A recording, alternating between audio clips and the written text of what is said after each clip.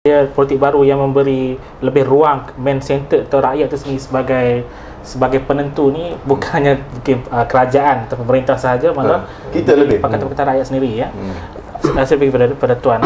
Tuan, saya mengikuti beberapa ulasan media 2-3 hari lepas, Datuk Seri Najib Tun Razak, Datuk Seri Muhyiddin itu telah mengakui bahawa salah satu sebab kegagalan kempen mereka kemenangan mereka di Bukit Gantang, kemenangan mereka di Bukit Selambau adalah disebabkan oleh penggunaan politik lama.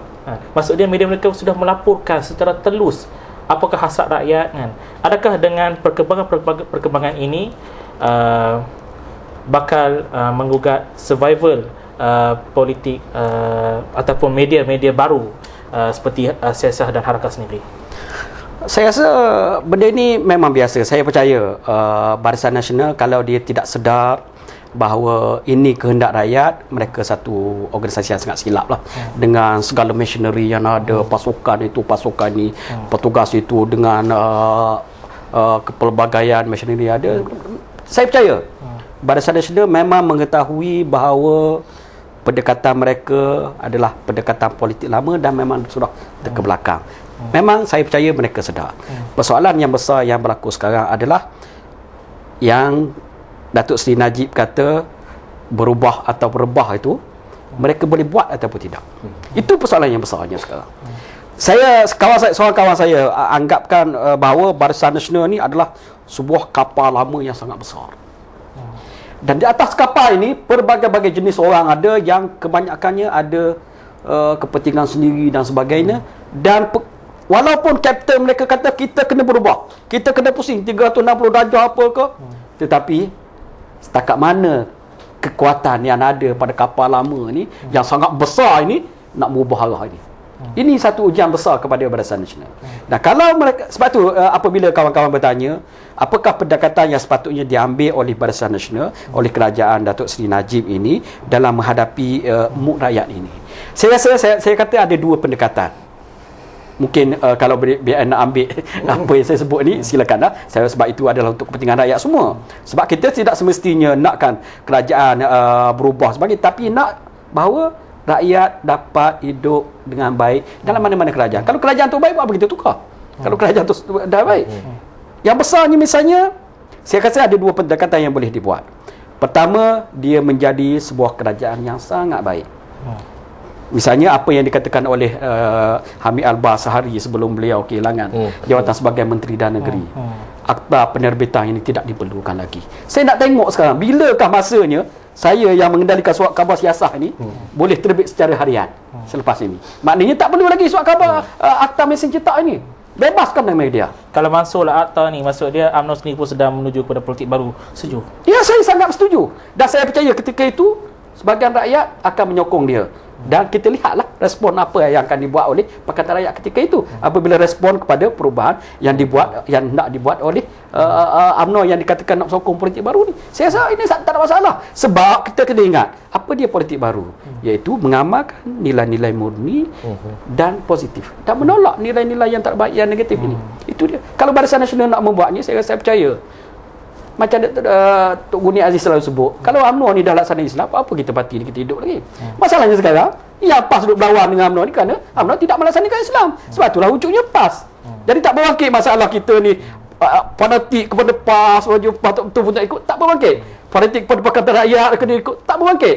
Kalau lah Datuk Seri Najib ikhlas betul, laksanakan betul-betul politik baru, bebaskan media, bagikan apa yang berhak kepada mereka yang berhak, hapuskan kroni dan sebagainya, jadikan betul-betul. Saya percaya rakyat Malaysia akan menyokongnya. Itu satu pendekatan baru yang Datuk Seri Najib boleh ambil untuk dapatkan kembali rakyat. Satu lagi dengan cara kekerasan, dia menyekat segala-gala kebebasan yang ada, dan ketika itu dia suaranya dia keluar. Internet pun disekat. Dia akan ada cara, dia boleh buat macam tu. Maka ketika itu semua orang berlawan saja. Ada forum macam ni, tangkap letak bawah IC, tidak ada orang bersuara lagi, maka dia pun akan kembali berkuasa jugalah. Saya percayalah. So yang mana nak dipilih oleh Datuk Seri Najib, yang mendapat dukungan rakyat ataupun mendapat makian rakyat. Saya terserah. kepada Ampunnya Badan. Mudah-mudahan Datuk Seri Najib juga sebenarnya berhasrat untuk perubahan yang sama seperti kita kan. Sebelum saya minta izin kepada Cikgu Bat, saya nak pergi dulu kepada Saudara Haizan. Kita bayangkanlah kerajaan pemerintah sendiri pun berusaha kepada politik baru ini. Dan saya rasa politik kekuasaan yang dianuti bukan saja oleh PKR, mungkin oleh PAS dan parti-parti oposisi juga nak bawa satu benda yang lebih baik kepada kerajaan. Apakah fokus-fokus utama perlu diberikan tumpuan agar politik baru yang dianuti oleh rakyat sekarang ini lebih berpihak kepada Pakatan Rakyat berbanding dengan pemerintah sekarang? Silakan. Saya teringat kepada firman Allah Ta'ala dalam surah An-Nas. A'udzubillahi minasyaitonirrajim. Bismillahirrahmanirrahim. Iza jaa nasrullahi wal fath wa ra'aitan nasa yadkhuluna fi dinillahi afwaja, sampai hujung.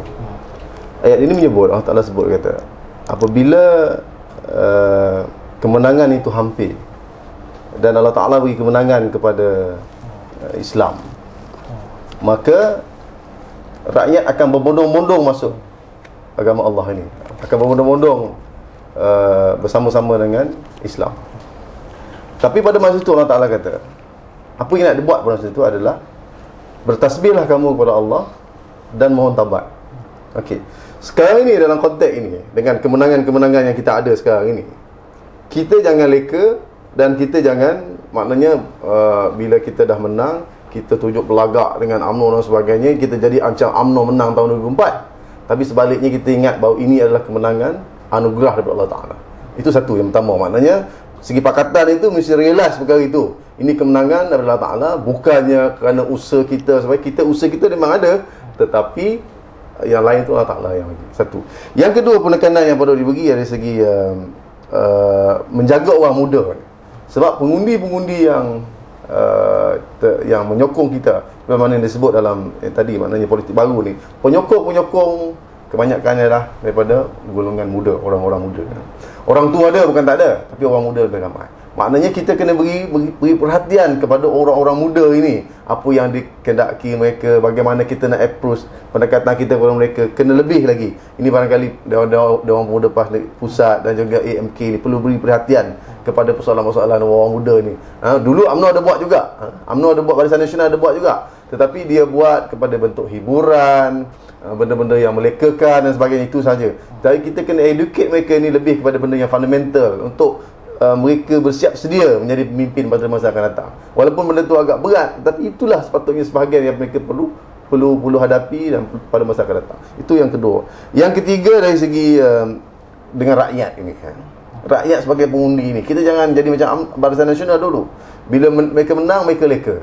Rakyat ini perlu diberi perhatian di semua peringkat. Maknanya pemimpin, sama ada yang menang ataupun yang kalah, mesti turun menjumpa dengan rakyat, bersama dengan rakyat, mencari apa masalah rakyat supaya kita boleh perjuangkan. Kalau kita belum menang lagi, kita perjuangkan isu mereka. Bawalah ke channel-channel yang boleh sampai ke pengetahuan kerajaan. Apatah lagi kalau kita sudah menjadi kerajaan.